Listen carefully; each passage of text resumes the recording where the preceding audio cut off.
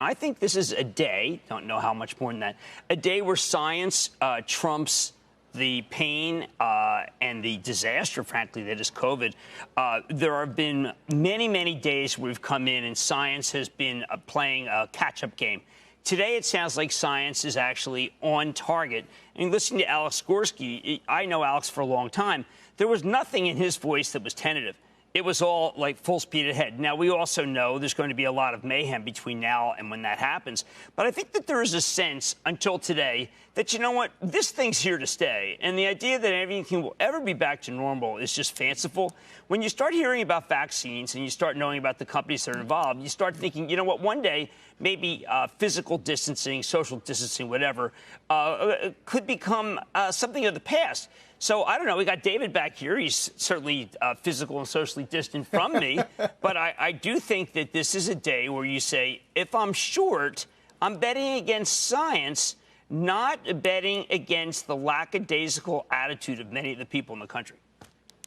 But, you know, Jim, you're also dealing with a situation none of us have ever actually seen before. And when it comes to the market, certainly, the sense is that nobody knows anything at this point because we're all trying to understand how quickly the virus will spread and or how quickly a vaccine will be available. Right. Or even more importantly, perhaps in the near term, as we've discussed, how quickly antivirals may be available that would certainly slow or mitigate the effects of the virus and therefore really add a very significant element to our treatment of it.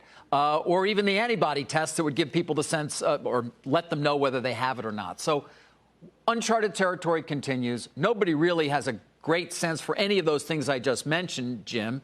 This morning, as you said, I guess there's a positive response, despite what was not great news over the weekend by any means, to maybe it is, to, I guess, science, as you say. Well, I think that I'm so glad you mentioned the antivirals.